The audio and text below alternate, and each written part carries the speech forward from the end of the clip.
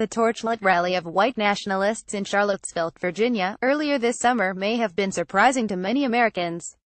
But for Academy Award-nominated documentary director Marshall Curry, it was a callback to an event he was already investigating, a 1939 Nazi rally on George Washington's birthday that drew 20,000 Americans to Madison Square Garden.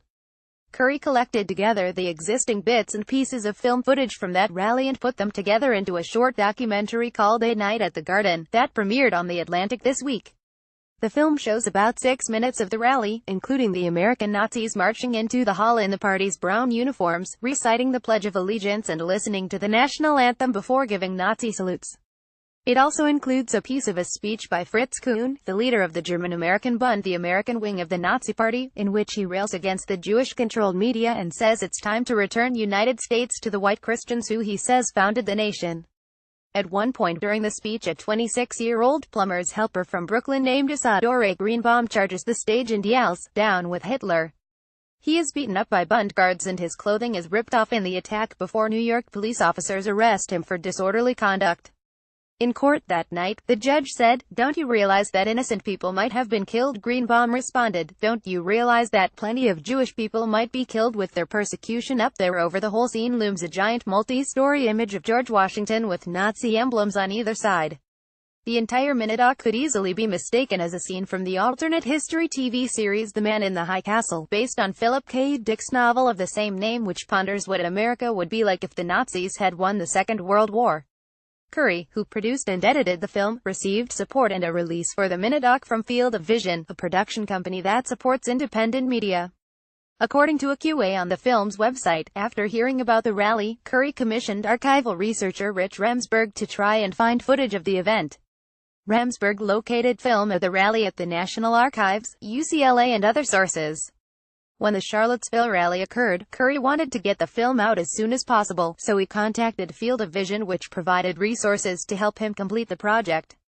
Except for a few context-setting titles, the minidoc shows parts of the rally without commentary. "I wanted it to be more provocative than didactic," Curry tells The Atlantic's Emily Buter, a small history grenade tossed into the discussion we are having about white supremacy right now. For Curry, the rally's significance goes beyond what happened in Charlottesville. "The first thing that struck me was that an event like this could happen in the heart of New York City, a city that was diverse, modern, and progressive even in 1939.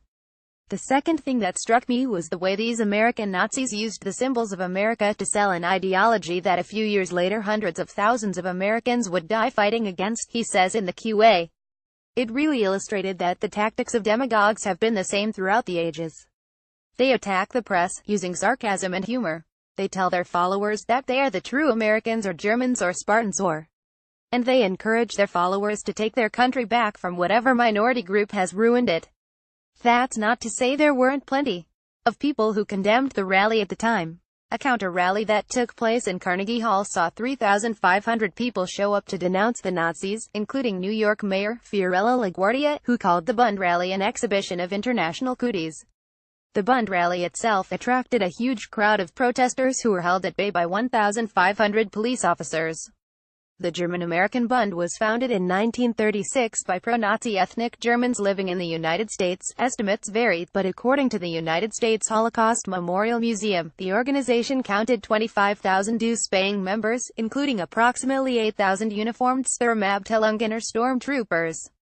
The Bund itself claimed it had 200,000 members. Besides the Madison Square Garden rally and subsequent march through the streets of New York, the group is best known for running several summer camps for Nazi youth throughout the United States, including Camp Will and Might in Griggstown, New Jersey, a camp near Windham, New York, and Camp Hindenburg near Milwaukee, Wisconsin. Linton Weeks reports for NPR.